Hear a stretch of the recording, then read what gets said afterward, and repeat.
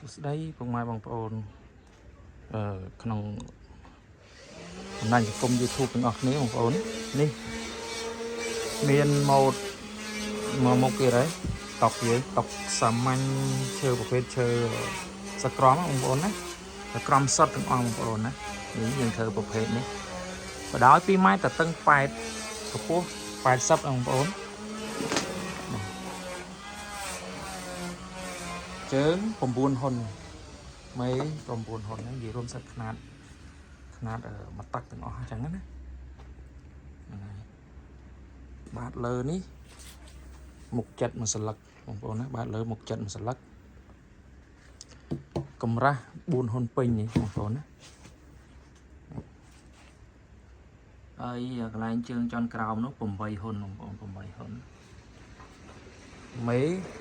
មេនេះកម្រាស់4ហ៊ុនណាបងប្អូនមេនេះកម្រាស់4ហ៊ុនណាក្រាស់យើងធ្វើជាឈ្នួលទេនេះចាស់គាត់មានឈើមកអញ្ចឹងធ្វើឈ្នួលជូនគាត់ទេក្រាក់ទាំងអស់បងប្អូនក្រាក់ទាំងជើងក៏ក្រាក់និយាយរួមមកតុកនេះគឺក្រាក់ទាំងអស់បងប្អូនណានេះបងប្អូនមើលសាច់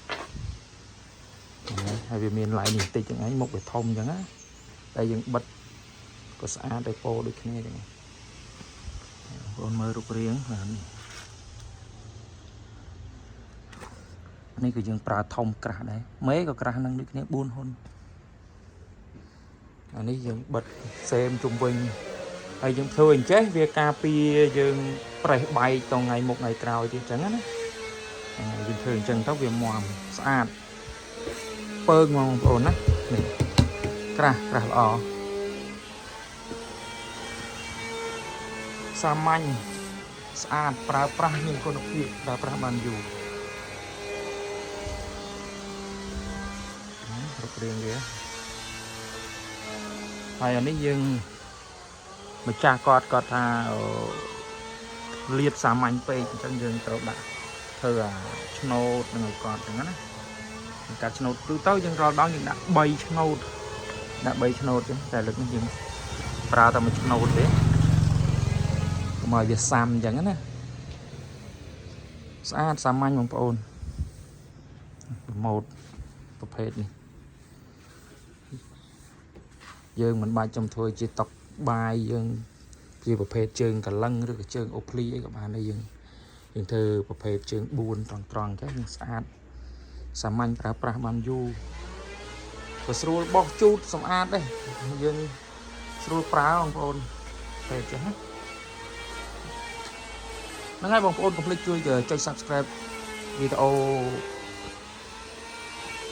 នេះម្នាក់មួយផងជួយ Like ជួយ Share ជួយ Comment វីដេអូនៅក្នុង YouTube ខ្ញុំម្នាក់មួយផងដើម្បីទទួលបានវីដេអូថ្មីនៅពេលដែលខ្ញុំបាទធ្វើគ្រឿងសម្រាប់ប្រើប្រាស់អំពីឈើមានអីវ៉ាន់ថ្មីខ្ញុំថតចែកជូនបងប្អូនទស្សនាបន្ថែមទៀតចឹងណាក្រាក់សុទ្ធក្រាក់ទាំងអស់បងប្អូនហ្នឹងហើយវីដេអូមានតែប៉ុណ្្នឹងទេអរគុណច្រើនជម្រាបលាចាំទស្សនាវីដេអូថ្មីបន្តទៀតអរគុណច្រើនបាយជម្រាបលា